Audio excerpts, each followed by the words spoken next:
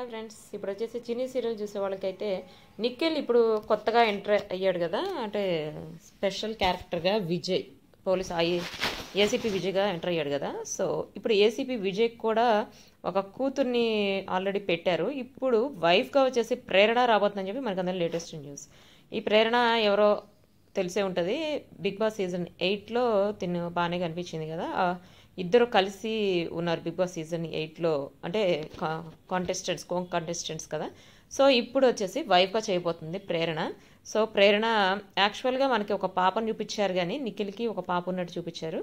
కానీ అంటే తను చనిపోయింది అని చెప్పి బాధపడుతున్నట్టు మనకి అర్థమైంది కదా. వైఫ్ చనిపోవడం అయితే ఎక్కడ చూపించలేదు. సో ఇప్పుడు ఆ క్యారెక్టర్ని ఎంటర్ చేయబోతున్నట్టు మనకు అందరూ లేటెస్ట్ న్యూస్. యాక్చువల్గా వాళ్ళు వచ్చేసి సత్యం బాబు అంటే కావ్య వాళ్ళ బ్రదర్ని అరెస్ట్ చేయడానికి వాళ్ళ ఇంటికి వెళ్తాడనమాట బెటాలియన్తో. ఇంకా చిన్ని అయితే స్టన్ అయిపోతుంది. అంటే కావేరీ కేసు ఇన్వెస్టిగేషన్కి మేము వచ్చాము. ఉషానే కావేరి, మీ ఇంటి పైనే ఉంటుంది ఆమె కావేరి అంటే, లేదు తన కావేరి కాదు, తన పొలుగులతో ఉన్న వేరే అమ్మాయి మా టీచరు, పీటీ టీచరు అని చెప్పి అంటాడు సత్యబాబు కూడా. అంటే లేదు తను ఉషా కాదు కావేరిని, అది నిరూపించడానికి నా దగ్గర సాక్ష్యాలు కూడా ఉన్నాయి. బట్ సాక్ష్యాలను కూడా తారుమారు చేసేస్తుంది కావేరి అని నిరూపించడానికి లేకుండా.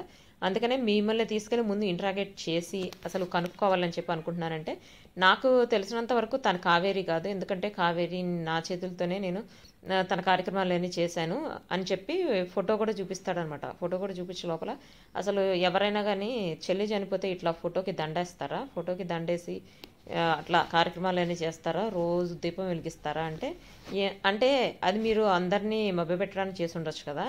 ఏమో నాకు తెలిసినంత వరకు ఆ అమ్మాయి.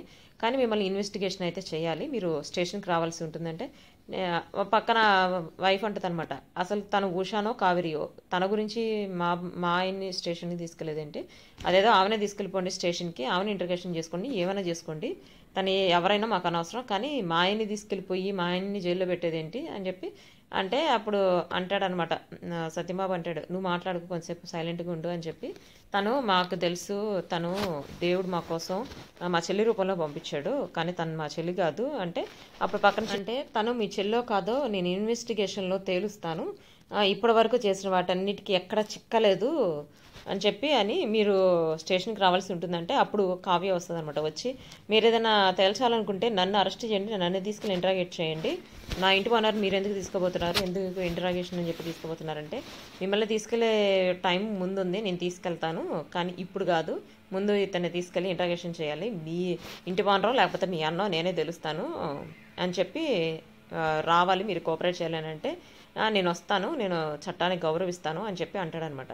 అంటే ఇంకా కావ్య అంటది పక్క నుంచి, మీరు చేసేది కరెక్ట్ కాదు, నన్ను నిరూపించలేక ఇంటి ఓనర్ని బాగా ఇబ్బంది పెడుతున్నారు అని చెప్పి అంటదనమాట. అంటే అంటాడు, మేమేం చేయాలో మాకు తెలుసు, మీరు మధ్యలో ఇన్వాల్వ్ అవ్వకండి, మీరు రావాలి స్టేషన్కి రావాలని చెప్పి అంటే నేను చట్టాన్ని గౌరవిస్తాను వస్తానని చెప్పి స్టార్ట్ అవుతారు. స్టార్ట్ అయితే ఇంకా జైలుకి తీసుకోబోతుంటే అప్పుడు చిన్ని అంటది, సార్ మీరు తీసుకెళ్ళొద్దు, మా మావిని తీసుకెళ్ళొద్దు అని చెప్పి బాధపడుతుంటుంది అనమాట. బాధపడుతుంటే అప్పుడు అంటాడు చిన్ని, నేను ఎలా అయితే తీసుకెళ్ళాను మీ మావిని అట్లానే తీసుకొచ్చి వదిలిపెడతాను, నువ్వేం భయపడకు అని అంటాడు. అంటే ఇంకా చిన్ని అంటది, లేదు మా మావిని అరెస్ట్ చేయొద్దు అని ఏడుస్తుంటుంది అనమాట.